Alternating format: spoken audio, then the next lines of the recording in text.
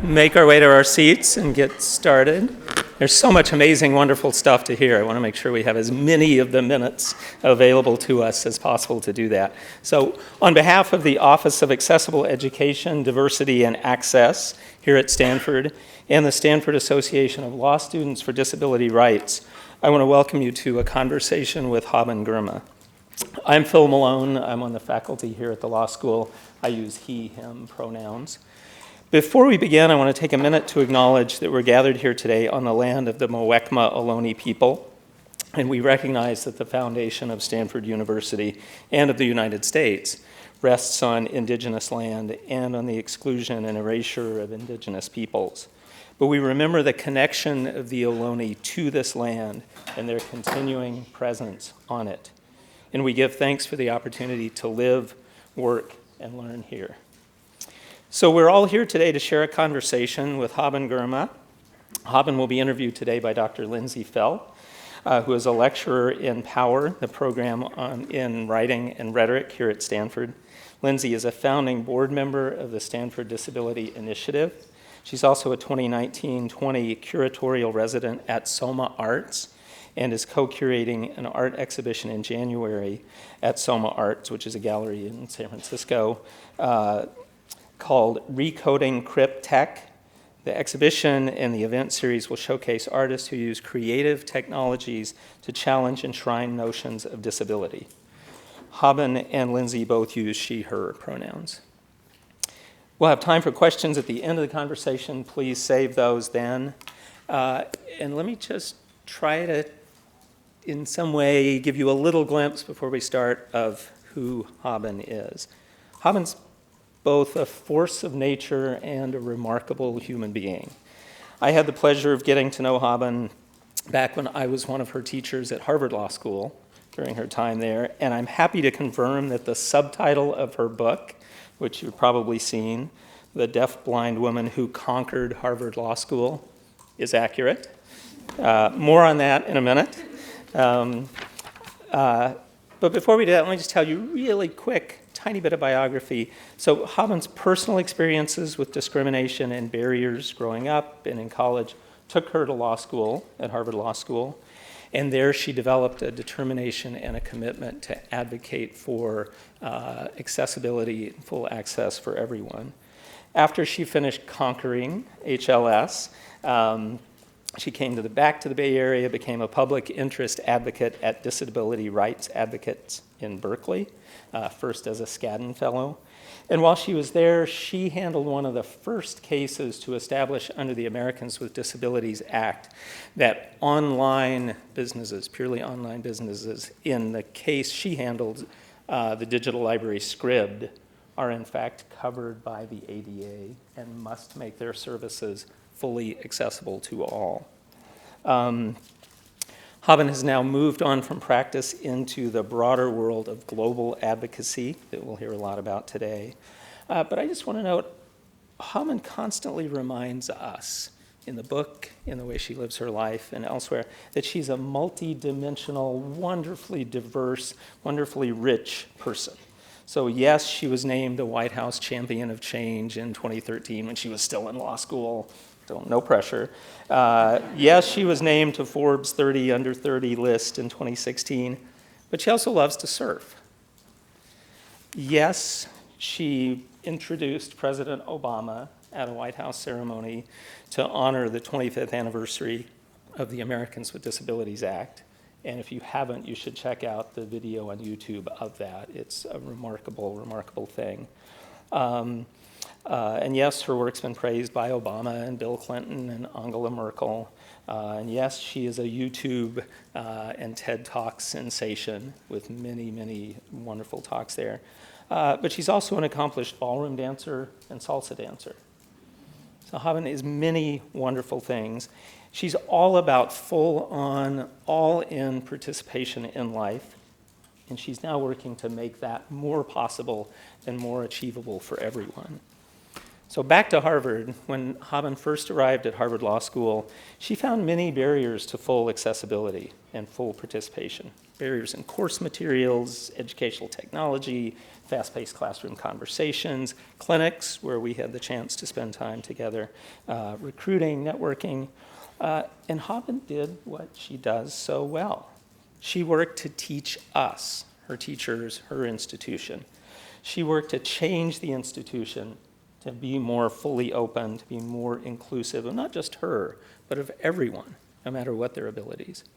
And she did it in her very Haben way, firmly, insistently, not taking no for an answer, very effectively, but also with grace and wit and humor. And Haben is now bringing that same mission, that same sense of changing things that need to be changed to the world. She's now an advocate for inclusion and accessibility all around the world, and she travels and consults and works with businesses and organizations to ensure that all of these barriers are lowered and removed so that everybody can participate fully. And I love what we're about to hear and hope you'll join me in welcoming Haben Girma.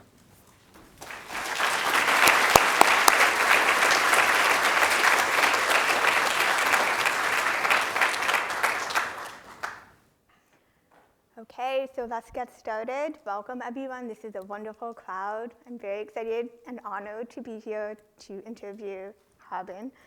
I thought we would just start by jumping right in.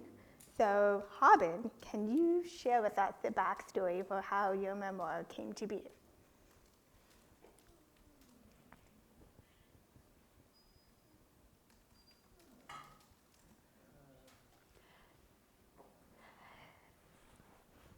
Before we get into the backstory of the memoir, I want to make sure everyone understands communication that's being used right now. So you've heard that I'm deafblind. I have limited vision and hearing. We always, all of us, need a way to connect and communicate with the people around us. All humans are social. So I kept asking myself as I was growing up, how do I connect with people? How do I maximize the abilities I have to have conversations and friendships and relationships? And one of my strongest senses is touch. I started learning Braille when I was in first grade. The technology connected with Braille advanced and evolved as I was growing up. And in 2010, Humanware, the tech company, produced the Braille note with Bluetooth. And it occurred to me, maybe I can connect that to an external keyboard. Most people can type. Most people don't know sign language, but most people, especially millennials, can type. So I started trying to use that, and it was awkward and nerve-wracking because a lot of people would say, no, that's weird, that's different. But then some people would say yes and start typing, and we would have conversations. So over time, I grew more comfortable using that. And that's what we're doing now. This is the Braille device. There's Braille along the bottom. And I'm running my fingers over the dots and feeling the letters. Lori is typing what Lindsey is saying. And also audience feedback. So if people smile, laugh, fall asleep, she's watching you. So I'm getting audience feedback throughout this presentation, and there might be some delays between when Lindsey speaks and when I respond because the transcription is still coming through. And the background for my memoir, all my life, people would tell me, your life is interesting, you should write a book. And I would tell them, I'm too busy to write a book. I'd rather live and experience life rather than locking myself up in a cave for years to write a book.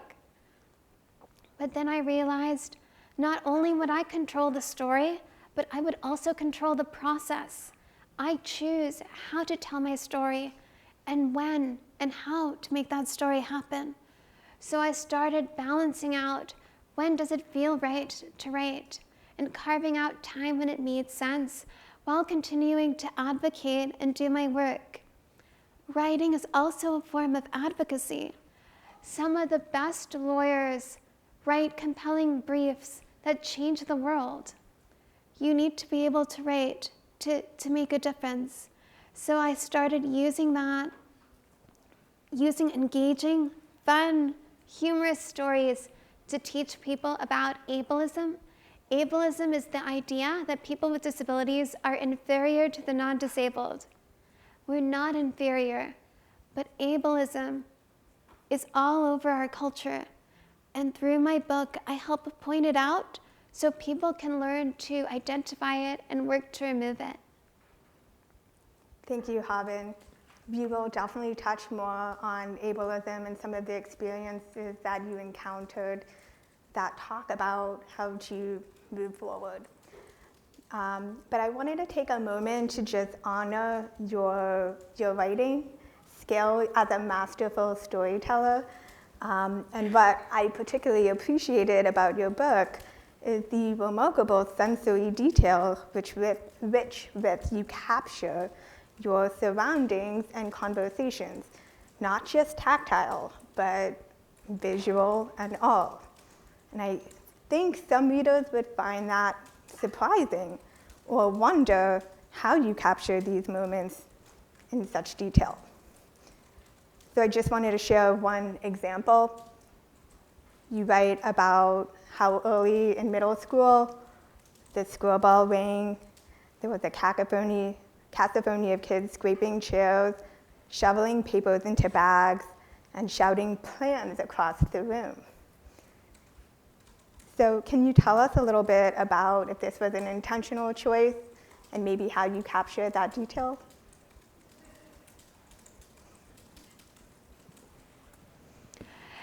Deafblindness and all other disabilities exist on a spectrum. So I was born deafblind, but I had some vision and hearing. And it's changed over time. It's decreased over time. It's very, very slowly, so usually I don't even notice. Except after several years, strategies and techniques I used to be able to use were no longer available, and I had to adapt and come up with new solutions. So when I'm writing about hearing sounds, it's because I could hear them back then.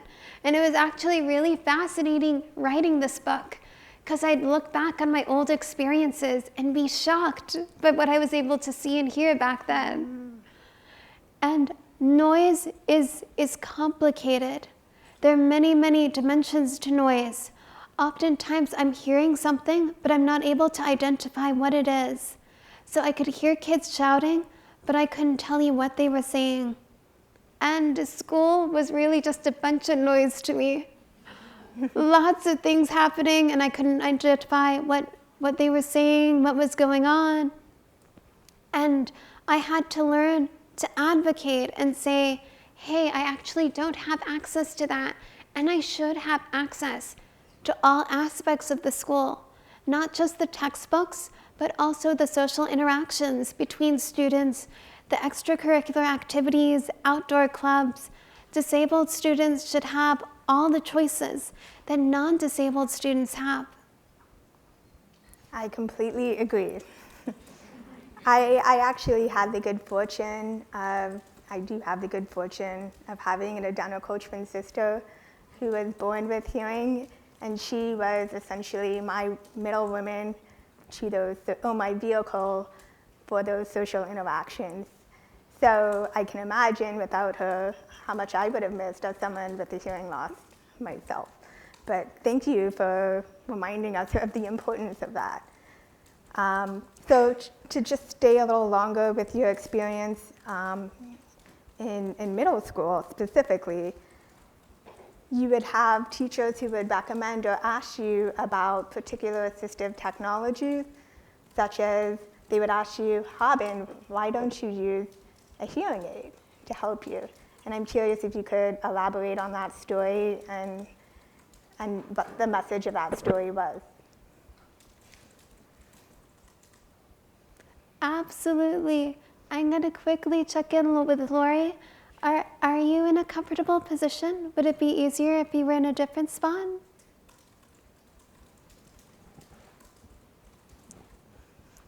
Would it be, she's having trouble hearing you, Lindsey. Okay. Would it be easier if you could see Lindsey's lips to catch more of what she was saying?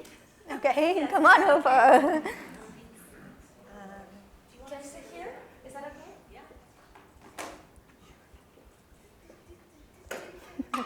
Okay, my apologies.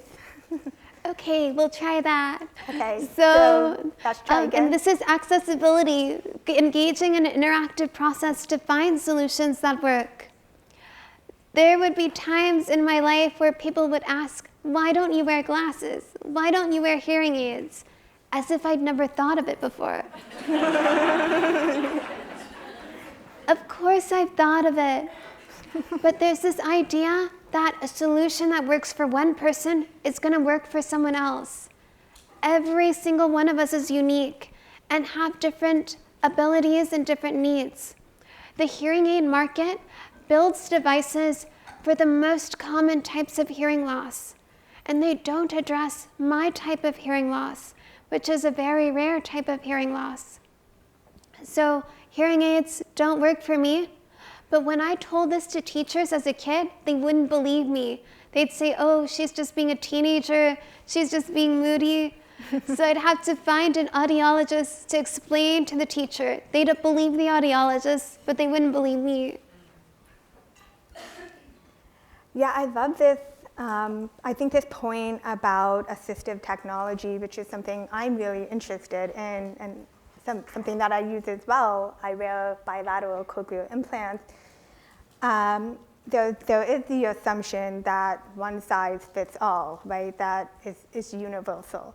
And I'm wondering if it might be worth to talk a little bit further about the double-edged sword that comes with assistive technologies, right? The way that sometimes they can help. You have assistive technology that helps you, but maybe there are also times when it fails you or it doesn't work in certain environments. Yeah, so people have also asked me, why don't you use a CI? And I don't qualify for one. I love technology. I want to use all the tools available to maximize my skills. So if someone offered me the ability to have full seeing or full hearing, I would take that opportunity. Just as they offered me the opportunity to fly, or the opportunity to swim nonstop without having to take a breath. There are alternatives. Because I can't fly, I take planes. So we're very innovative humans. We come up with solutions. I have this Braille computer now. I want it to improve. I want companies to build better Braille solutions. And there are people working to find affordable Braille solutions. We call it the Holy Braille.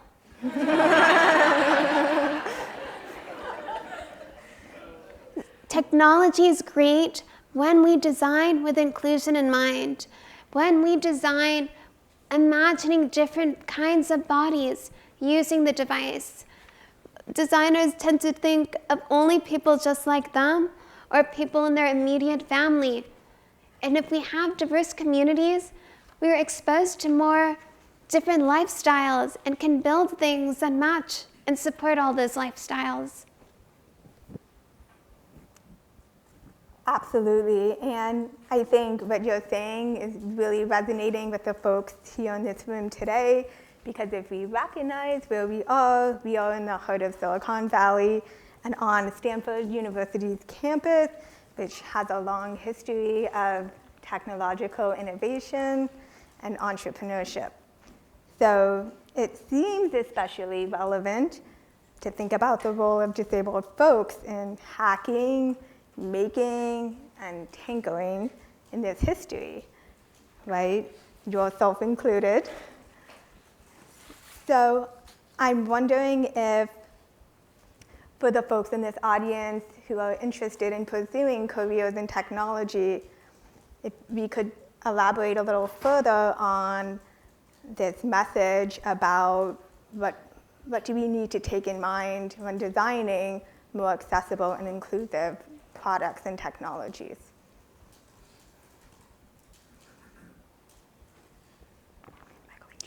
There are accessibility guidelines, but they're just guidelines.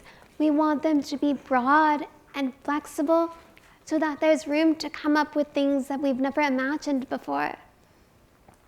So my advice is to, if you're a tech developer, a web developer, an app developer, look at the Google and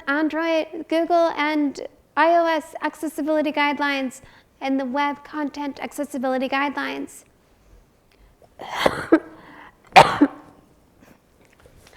I have been developing things in my own life to come up with solutions. When I was in high school, I was part of a rock climbing club for blind students. And the blind students could climb up the rock wall. The blind students could also belay. That's when you're holding the rope, ensuring someone's safety as the other person climbs up the wall. They said I couldn't belay because I was also deaf. And the system they used for communicating was by speaking, by shouting up to the climber, and I couldn't hear the climbers. So I was part of this blind rock climbing club that was excluding me in one of their activities. They let me climb, but they wouldn't trust me to belay. So finally, I went back to the gym secretly on one of their off days. And I brought in a friend who was a very good climber and also fearless. So we came up with a tactile solution for me to belay. He would climb up the wall, and if he fell, I would immediately feel it on the rope. The rope gets tight really fast, and I'd instinctively move to the correct position. All the signals I needed were right there in the ropes. So we practiced coming up with different solutions so I could safely belay. And my friends and family members were happy with the solution. And I was climbing for several years. But the blind club would not use this solution. So it's really, really important, regardless of whether you work in diversity or outside diversity, be open to new solutions. Tactile solutions are often overlooked. Skin is one of our largest organs. I'm excited for the potential for more technologies, more solutions at the intersection of touch and technology. And we're having more devices that do this, like vibrating watches, phones that send us more tactile signals. If we increase hiring of disabled designers and engineers, they can help provide new innovative solutions in the design process. So our devices are more exciting and more innovative. Thank you. Okay, so maybe we'll pivot a little bit now to talking about your work in disability advocacy, which is also threaded through your responses. So you're a native of Oakland, California, right?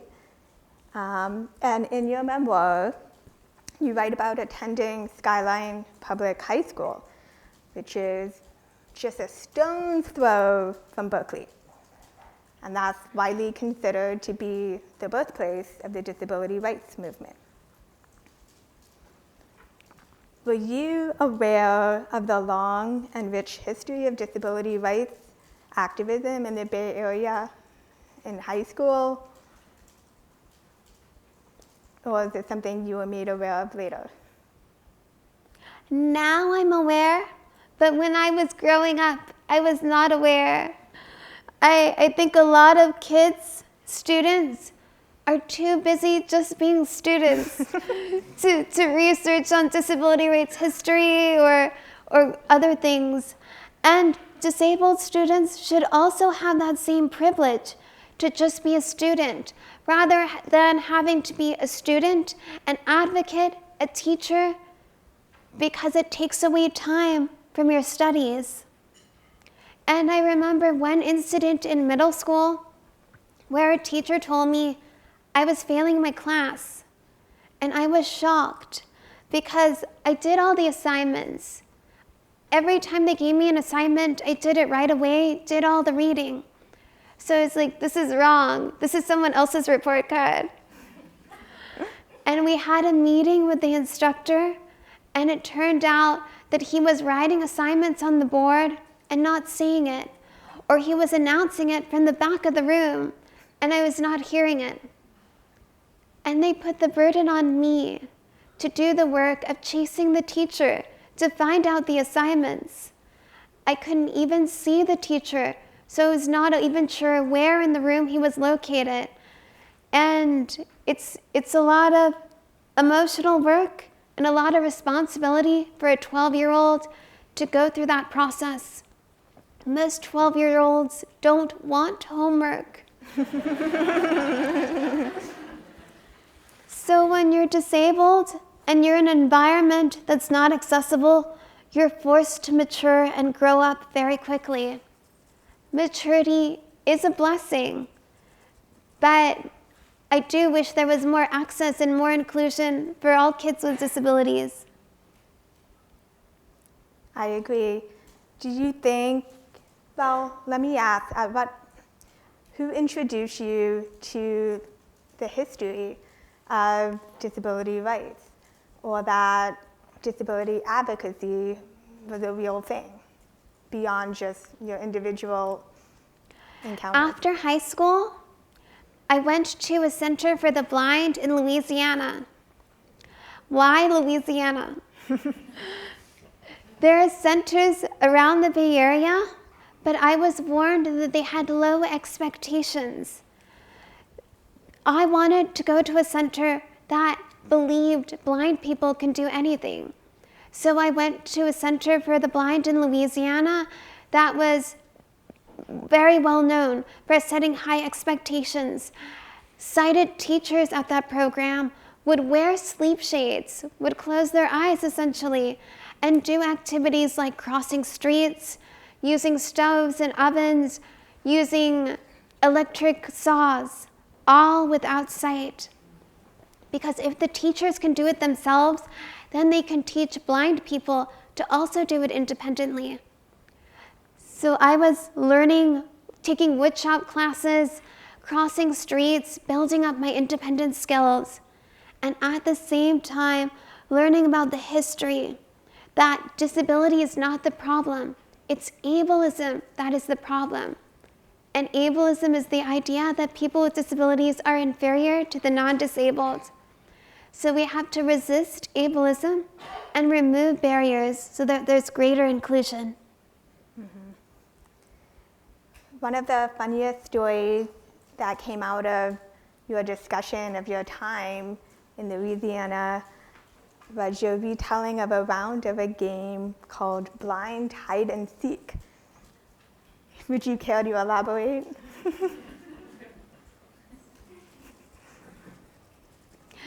So the point of that story is to show that while people with disabilities, blind people, often have to work really hard to gain access to schools and jobs and develop independence, everyone needs time to be silly and have fun and play. That chapter is called Play Like No One's Watching. So I was with blind friends, older blind friends, and I was 17 years old. So I was surprised because my parents are very serious and never play. So it was fun to see them spontaneously jump into a game of blind hide and seek. So they were blind and one of them hid from the others and expected them to find them. And they were searching around the apartment for this guy who was hiding in the living room. And they knew that I could see a little more than the others. So they came to me and said, "Can you see him?" And they teach us at the center that there's a hierarchy of sight. There's the idea that in the land of the blind, the one-eyed man is king. We don't want that. We want inclusion. And to create inclusion, we want to encourage blind individuals to explore and learn and develop problem-solving skills. So I said, yes, I know where he is, but I'm not going to tell you. I gave her the opportunity to experience the thrill of searching and playing hide and seek. And a lot of kids with disabilities are actually excluded from fun games like that and told, sorry, it's not safe, you can't play. So it's important, whether an adult or a child, to have the opportunity to take a break from work and studies to just be silly and play for a while. So we did that. I loved that story. I thought it was quite funny. So thank you for sharing that for the audience. So your memoir is essentially built around a series of powerful vignettes that offer stories about your confrontations with cultural stereotypes of disability, especially blindness and deafness. And I was wondering, I was really struck when I was reading your memoir about the perspective that you brought specifically about your advocacy in Africa, where you would travel to over the summers with your family and also for your volunteer work. So can you tell us a little bit about some of the differences that you saw or the challenges in Africa versus the ones that you encountered here in the United States? So many differences. It's hard to list them all. But one thing that really stood out to me as a kid is that in Eritrean culture that's slightly more conservative than Western culture, women are expected to cook. And women still are expected to cook here, but over there it felt like all the women, all the time, were cooking. And I went back there for a family wedding, and they said, you need to come in the kitchen and help. And I said, I'm happy to do chores, but I'm not doing gendered chores.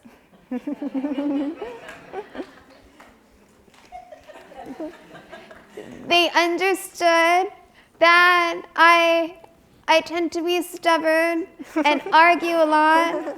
They could see a future lawyer. So they said, all right, you want to do what the guys are doing. Let's go find the guys. So my mom led me outside to the front street. There was a tent. The wedding was going to be under the tent. And there was a group of people around a table. I went over to the table, and my mom said, Uncle Temme, Haben is going to help you. And I said, wait. I sniffed the air. There was a strange smell. I asked them, what's that smell? And she said, they're chopping meat for the stew. The one time the guys are cooking. I was furious. But I joined in. I sat down at the table and started chopping meat with them. It was a bull that was slaughtered for the wedding. So they had a huge pile of meat at the table. They was taking pieces, using my hands to feel it, chopping with a knife. All around me, my family was having conversations, laughing, joking. I couldn't hear them, and I was missing out on these conversations. It's really, really frustrating to feel isolated within your own family. They didn't even tell me, identify themselves. So I knew my uncle was somewhere at the table, but I didn't know exactly where he was. I sat there, chopping meat, doing with my work, but feeling really frustrated and isolated. I hate missing out. I hate exclusion. I hate cooking.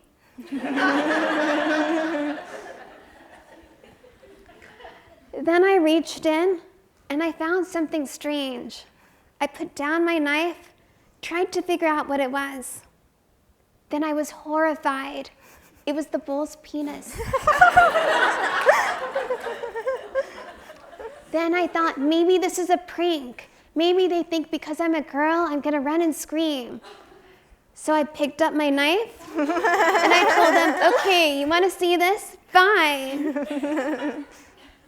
One of my uncles, one of the guys came over and took the piece away. But from then on, every time my mom asked me to cook, I just told her, remember the bowl?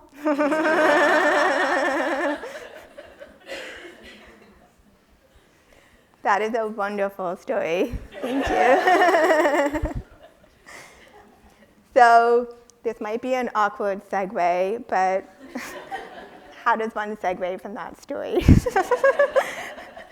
But I was curious if we could now turn to your experience at Harvard, specifically the study of law and the demands of the profession. So these pose some unique challenges and novel situations for you. And I was wondering if you can elaborate a little bit, because in your story you say you had to figure that out on the fly. And I think, and I imagine the law students in this audience would love to get some study tips from you as well. So I was warned by so many people that law school is incredibly difficult and there's tons and tons of reading. I actually like reading. So that worked out, but I had to learn how to outline, how to take notes, how to know what needs to be read right away, what can be under-prioritized. I also made sure to take care of my emotional well-being, to make sure I had friendships and connections that could help sustain me through the difficult parts of law school. I joined clubs. I was part of the Black Law Students Association and the Women's Law Students Association. We didn't have a disability group back then, but I've heard that since then, Harvard Law has worked on creating a disability association to support their students. I think that's really powerful. It's important for disabled students to have a designated safe space or group that they could share and learn from together. I was also part of the ballroom dance team, and I hate going to the gym, but dancing is a way to both get exercise and relax and build connections with people. So dancing and making sure I prioritized and made time for connections helped me when things got really difficult, because then I would have a community that I could turn to. Thank you. So as you were applying and getting ready to apply for Harvard, and also discover that you had been accepted, you mentioned in your book that Helen Keller, who is another famous figure, she also applied to Harvard, but was denied admission because at the time the school did not accept women. And so, in a way, as the first deafblind graduate of Harvard Law School, you reflect progress, both in gender and equality, disability equality, that Keller devoted her life to. Is the legacy of Helen Keller relevant to your own work?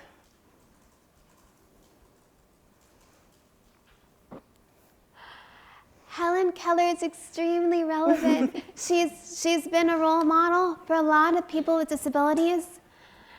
The media sometimes reduces her story to just the little girl at the water fountain. Yes.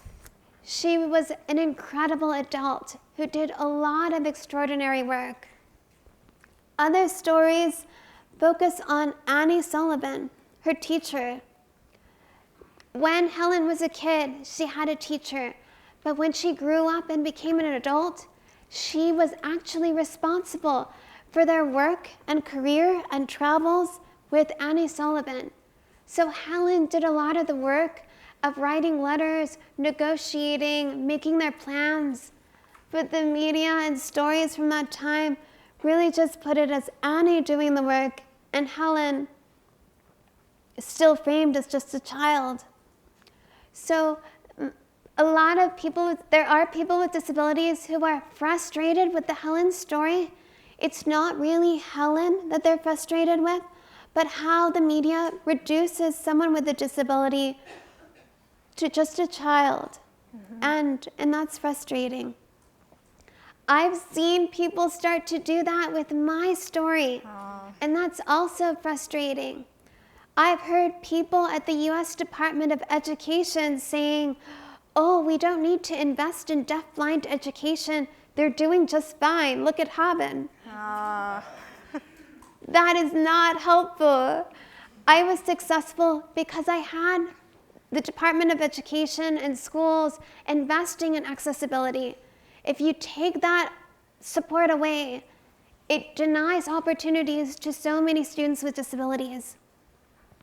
Or I've heard deafblind people complain to me that people come up to them and say, hey, Haben surfs, why don't you surf? Everyone's different. Just because I do something doesn't mean someone else should do something. There's a danger to reducing a group to just one story. It happens to immigrants, it happens to Black people, it happens to the disabled. So don't reduce any group to just one story. Everyone is diverse. Absolutely. You mentioned that it's how important it is for students with disabilities to have support from the Department of Education and from those schools. But I think we can also see that trickle-up effect in terms of employment for disabled folks. And you mentioned a startling statistic in your book. 70% of blind people are unemployed. And that number is similar for the disability community in general. You tell this story in your book about how, in spite of all of your qualifications, you sought a job in college in Alaska, and you faced employment discrimination when you arrived. All my life, teachers would warn me, work hard or you'll never be successful, because 70% of blind people struggle with unemployment, and the number's higher for people who are both deaf and blind. So I worked really, really hard in school, graduated high school valedictorian, did volunteer experiences for my resume and for the community, and got good grades in college. Then I wanted to try getting a job, and one of my friends told me, I know a place where you could get a job, Alaska. So I said, okay, let's go to Alaska. He was right. There are lots of summer jobs in Juneau, Alaska.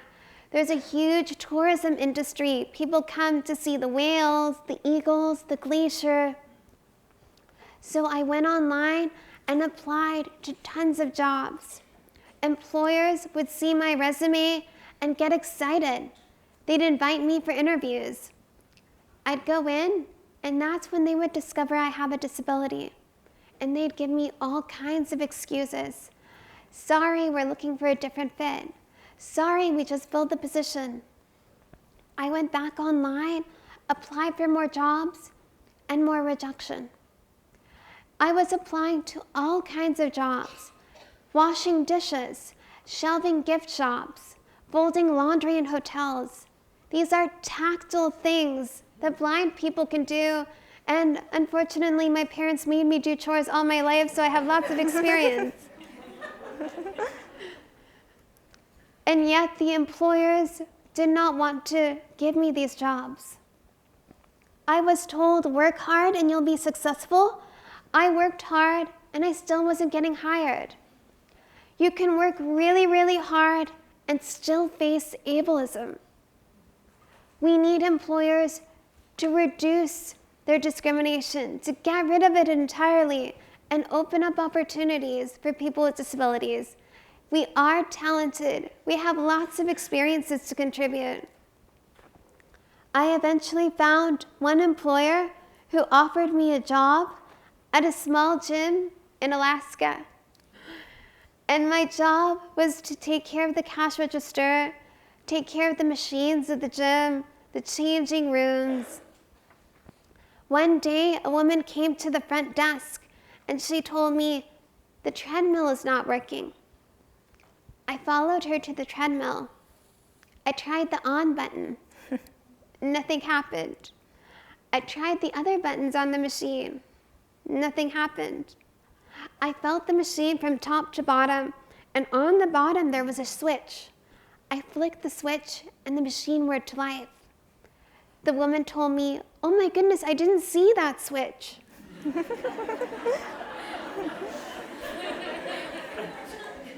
I told her I didn't see it either.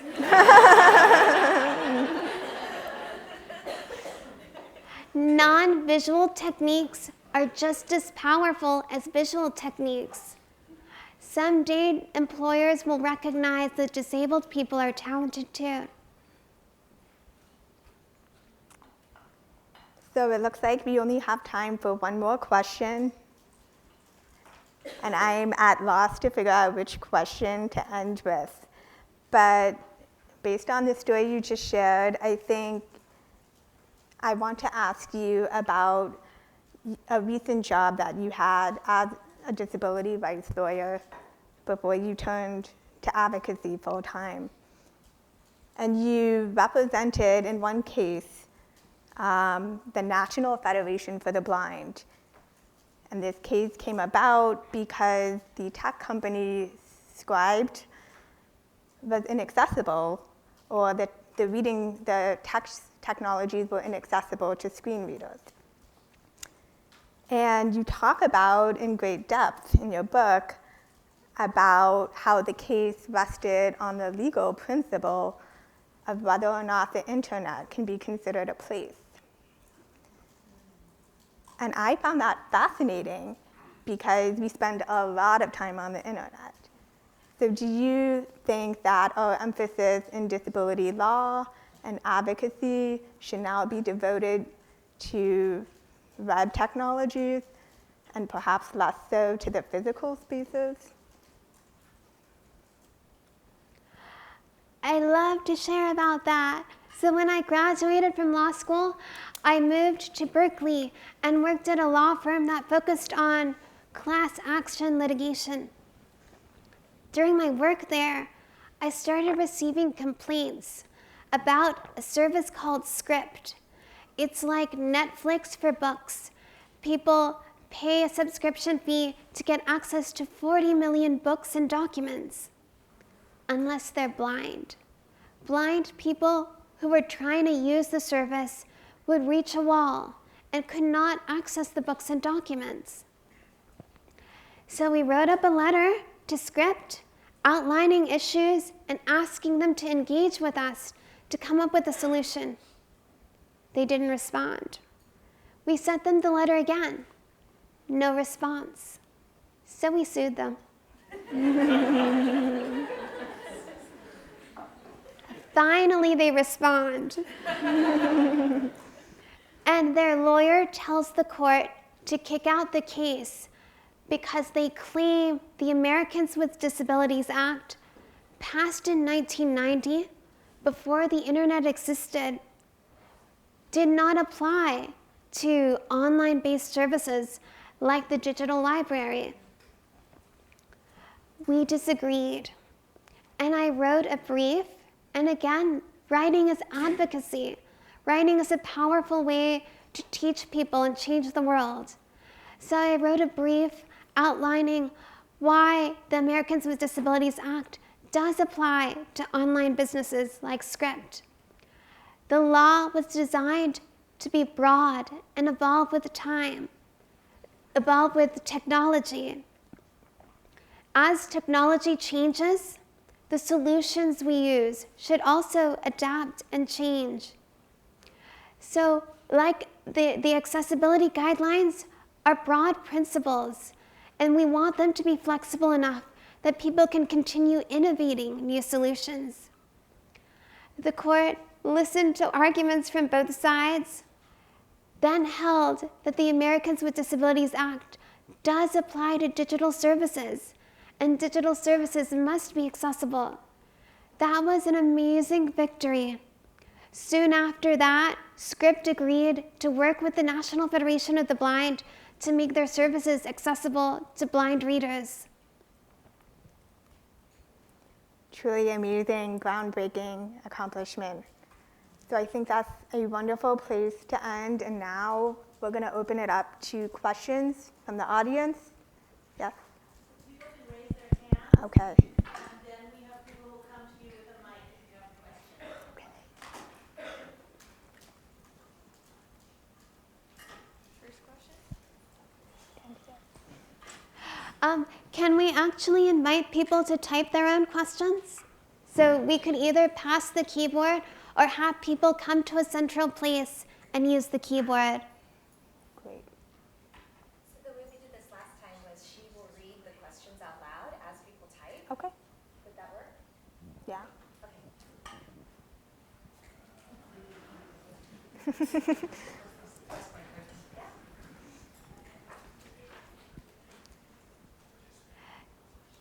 So I'm a psychiatrist, and what's your name?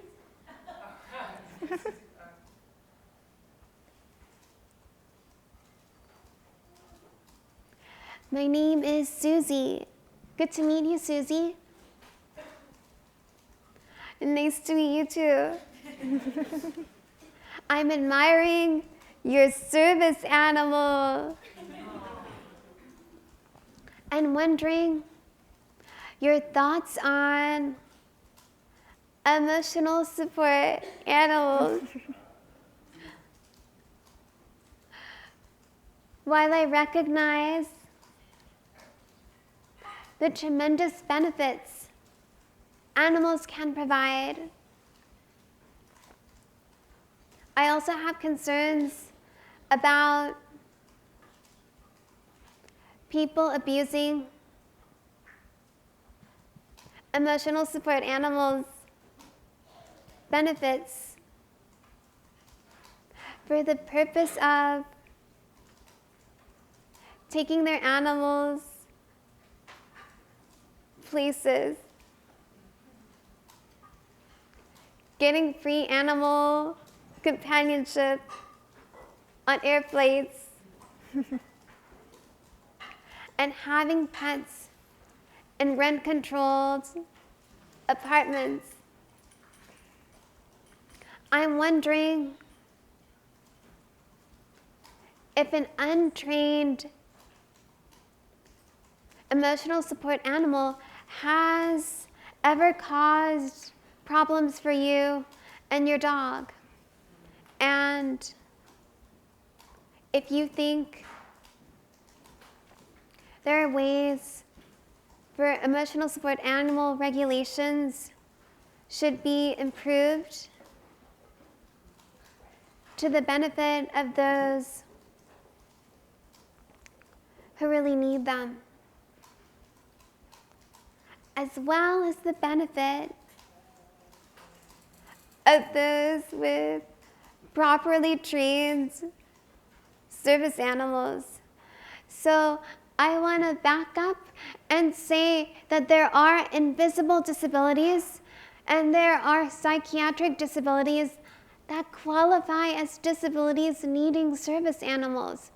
So if a dog is trained to provide a service for someone with a psychiatric disability, that's a service animal, not an emotional support animal. And they should have the same rights and respects as guide dogs or service animals for physical disabilities. So sometimes the issue is because there's confusion for trained animals for individuals with invisible disabilities. For dogs that are non-trained, I don't think they should have any rights. That's a completely different story if it's not trained, because it does create dangers for the dogs that are working and are trained. And we can encourage people who do have diagnosed psychiatric disabilities to train their dogs and go to programs to get trained service dogs.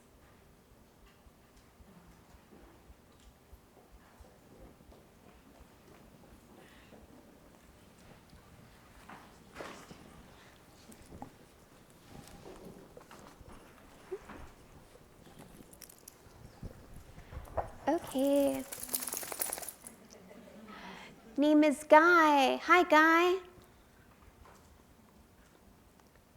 Guy 3?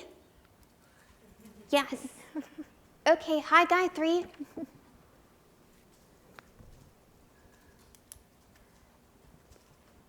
You look lovely today.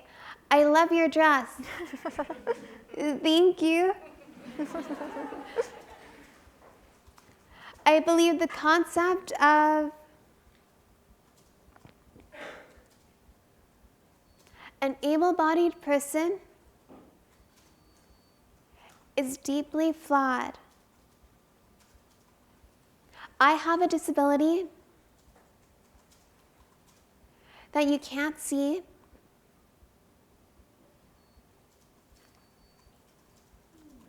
I want to ask you, how can we as people be more empathetic about our differences? Part of that, I feel, is providing more training and education that there are invisible disabilities. I don't like words like stupid, crazy, lazy. Words like that in our history have caused people to be locked up and institutionalized. So they have a lot of negative history, but they're also put downs that don't lead to progress and connection. So be aware that there are invisible disabilities. Everyone has different challenges and different needs.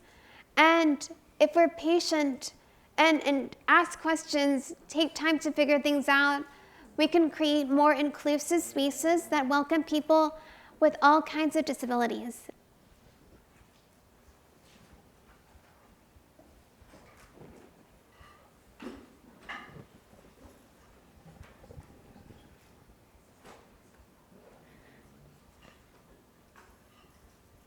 Hi, Haben. My name is Angie. As you likely know all too well, the responsibility to educate falls on the people without privilege. To inform those with privilege about what they don't know. Do you ever get tired or weary from shouldering such a public responsibility for educating others? How do you refill your emotional cup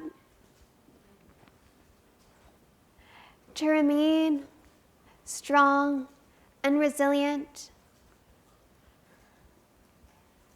in the face of such overwhelming task?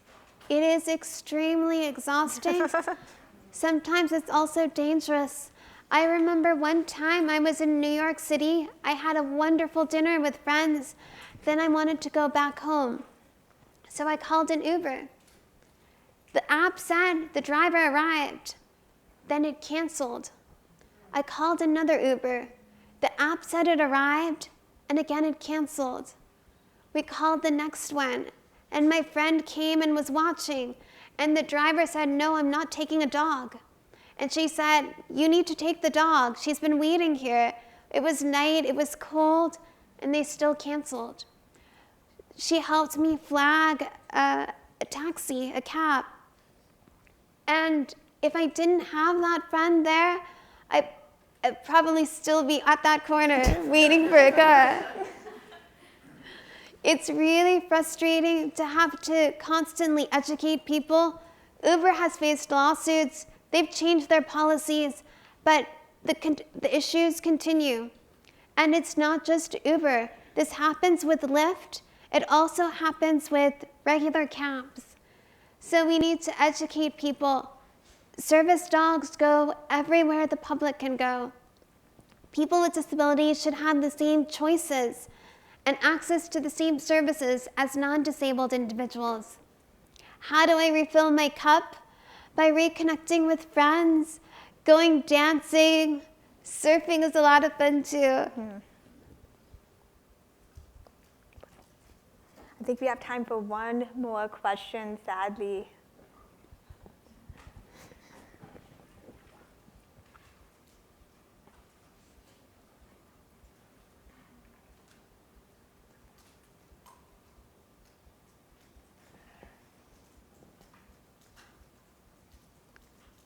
Hi, Haben. My name is Trisha, and I am a current undergrad who is also blind.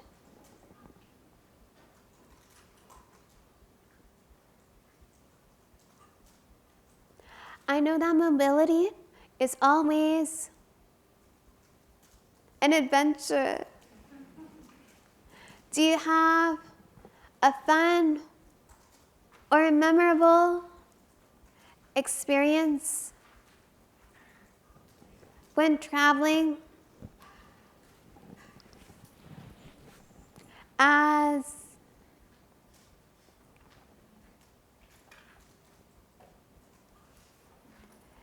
with a dog? Oh my. So many experiences. I traveled to Prague, Czech Republic, earlier this year with my service dog, and I'm always nervous about going to new cultures because I don't know all their local laws or their advocacy process, and if someone denies me access, what do I do?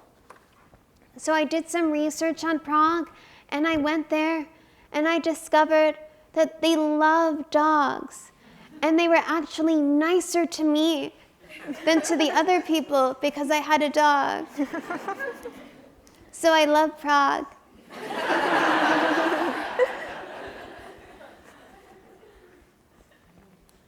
I'm going to be around to meet with people, sign books, answer additional questions. Thank you, everyone, for your time and for listening to these stories.